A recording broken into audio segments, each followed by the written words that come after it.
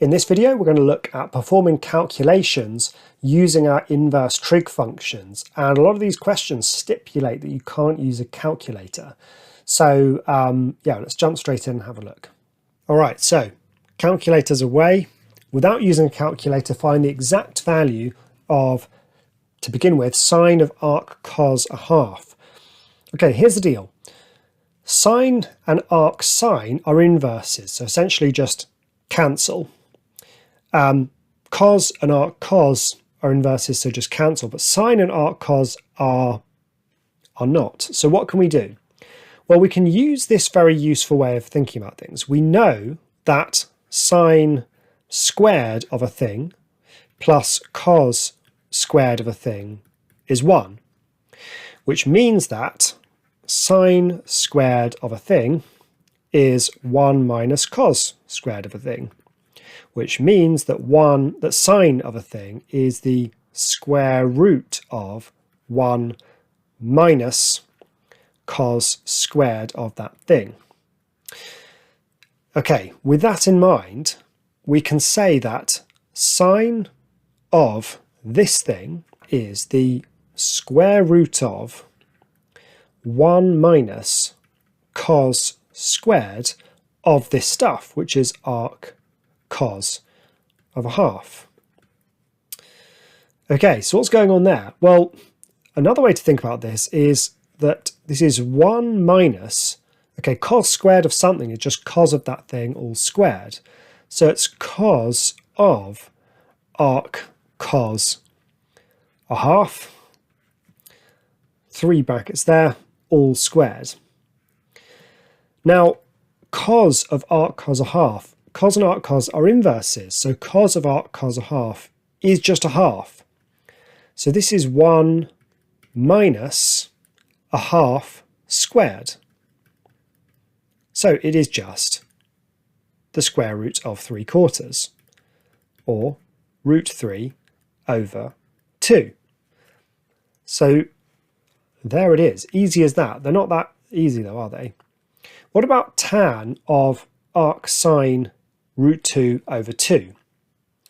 Well, we know that tan is sine over cos, so this is the same as sine of arc sine root 2 over 2 over cos of arc sine root 2 over 2.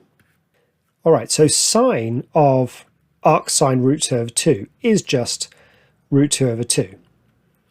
But what about cos of arc sine root 2 over 2? Well, just as sine of something is equal to the square root of cos squared of that thing, well, cos of something is the square root of 1 minus sine squared of that thing.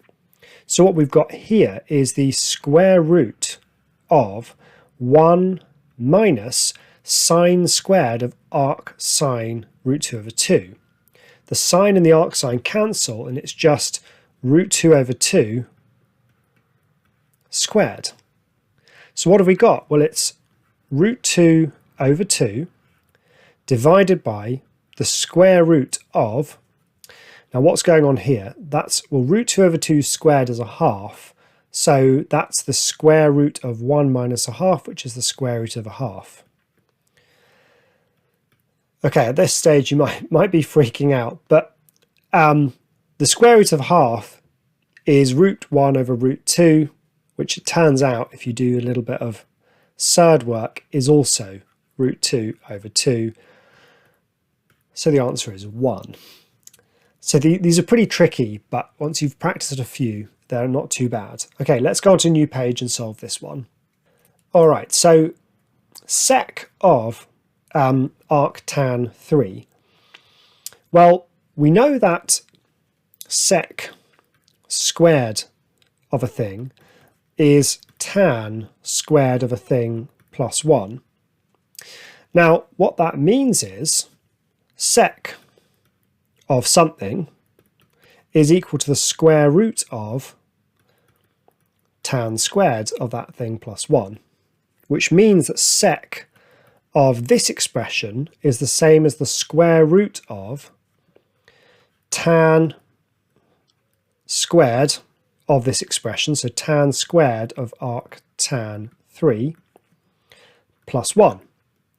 Well, tan of arctan 3 is just 3 because they're inverses. Tan squared of arctan 3 is just 3 squared, which is 9, plus 1, and our answer is root 10. So fairly tricky problems these, but if you always need to remember that the only thing that can cancel an arctan is a tan, the only thing that can cancel an arcsine is a sine, and so on. Let's have a look at a sort of algebraic version. Can we simplify cot of arc cos of A? So remember that cot of something is cos of that thing